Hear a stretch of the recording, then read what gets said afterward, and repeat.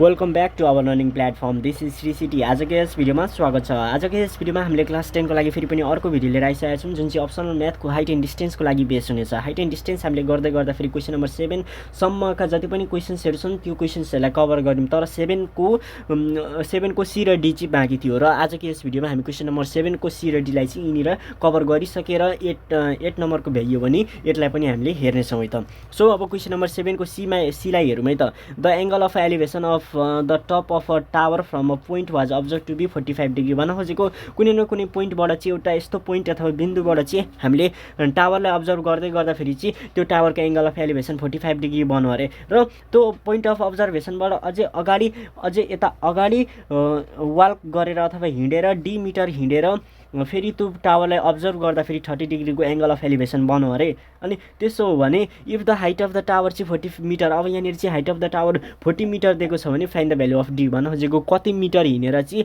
त्यो tower observe गरिएको रहेछ 30 डिग्री हुन, त्यो डिस्टेन्सको भ्यालु चाहिँ हामीले निकाल्नु पर्नेछ भनिरहेछ। अब यसको लागि जस्ट हामीले ल्याङ्ग्वेज पोर्सनलाई चाहिँ म फटाफट लेखेर यहाँनिर हामी फटाफट हामी हिसाब गर्न तर्फ लाग्छौँ है त।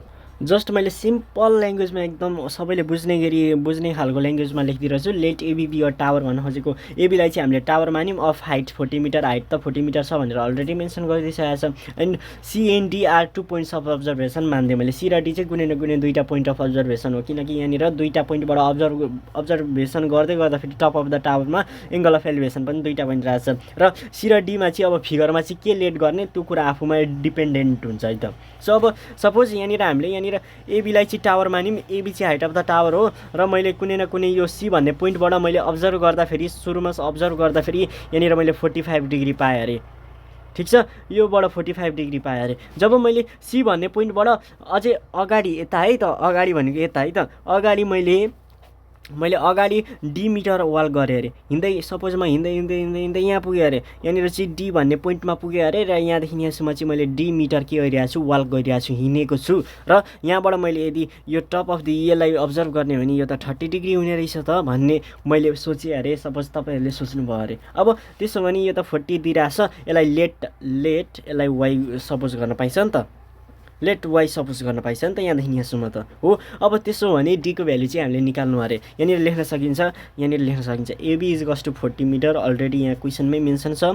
अनि हाम्रो सिडी बराबर चाहिँ के छ, डी मिटर छ। अनि त्यसै गरेर बिसीहरूमै BC is equals to y, यसलाई चाहिँ हामीले के गरेको, लेट गरेको, वाइ मिटर भनेर यहाँ लेखिदिउँ है त, वाइ मिटर लेट गरेको। र एङ्गलहरू के छ, एङ्गल एडिबी र अर्को एङ्गल एसिबी छ। यो 30 डिग्री छ, यो 45 डिग्री छ। अब यहाँ हेरौँ है, here in right angle triangle एबिसीमा हेरिदिउँ न। एबिसीमा मैले टेन थीटाको ठाउँमा अब डाइरेक्ट 1045 लियो भने के लिनुपर्छ तपाईँहरूलाई थाहा छ। 1045 लियो भने एबी बाई बिसी लिनुपर्छ। यो राइट एङ्गल ट्रायङ्गलको केसमा यो ठुलोमा होइन, यो सानोमा हेरौँ न। अब 1045 भनेको 1, बिसी भनेको कति छ, वाइ छ। 1 इक्वल्स टु एबी भनेको 40 छ, बिसी भनेको वाइ छ। अब 1 इन्टु वाइ क्रस मल्टिप्लाई गर्दाखेरि वाइको भ्यालु 40 मिटर आयो। यो त 40 मिटर रहेछ, तर अझै यो हामीलाई थाहा छैन। अब एगेन हेरौँ है त, हामीले यता एगेन गरौँ।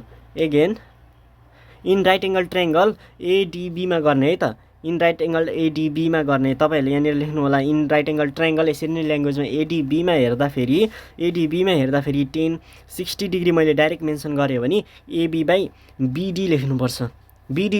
किन लेख्नुपर्छ यो तपाईँहरूलाई थाहा छ। अब मैले त्यत्रो एक्सप्लेन गरिराख्नु पर्दैन, योभन्दा अगाडिका बेसिक्स भिडियोहरू हेरेको छैन भने त यो कम्प्लिटली बुझिँदैन। 1060 डिग्री भनेको √3 हो, राइट। एबी भनेको कति छ, 40 मिटर छ। अनि बिडी भनेको यो प्लस यो भनेको डी प्लस वाइ हो, बिडी भनेको यो प्लस यो होइन र।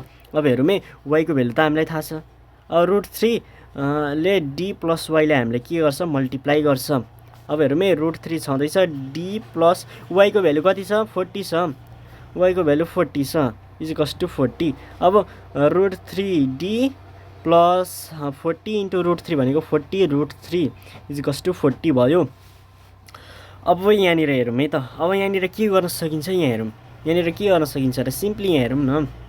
√3d एकछिन यहाँ त माइनसमा आउने पऱ्यो त भ्यालु त, एकछिन माइनसमा आउँछ र यहाँ केही न केही हाम्रो गडबड भयो होला। एकछिन त हामीले यहाँनिर अलिकति यसको लागि म हेर्छु है त। यहाँ ए मैले यहाँ 1060 डिग्री लेखेको छु नि त, यो त 30 डिग्री हो।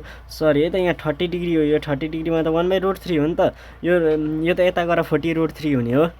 यहाँनिर अलिकति मिस्टेक रहेछ, यहाँनिर करेक्सन गरौँ न। यो √3ले चाहिँ यहाँनिर गएर 40√3 हुने हो। यहाँनिर चाहिँ 40√3 हो, यहाँ चाहिँ यो केही पनि होइन, यो चाहिँ केही पनि होइन, केही पनि होइन, यो 40√3 होइन, यति नै हो। डी प्लस यहाँनिर चाहिँ 40 को 40, यता चाहिँ 40√3 हो, यो चाहिँ 40√3 हो। अब यता गएर हेरौँ है त, D is equals to 40√3 minus 40। हेरौँ है, अब क्यालकुलेटरमा थिचौँ।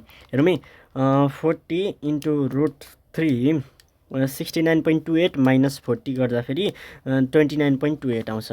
D is equals to 29.28। Directly हामीले यहाँनिर डीको भ्यालु निकाल्यो कि निकालिएन, यति मिटर रहेछ 29.28। कसरी आयो भन्दाखेरि एप्रोक्सिमेट भ्यालु फिक्स 2 गर्दाखेरि जति पनि आउँछ, यो फिक्स 2 नगर्दाखेरि चाहिँ यति आउँछ, र फिक्स 2 गर्ने हो भने यति एप्रोक्सिमेट भ्यालु भनेर यहाँनिर लेखिदिने।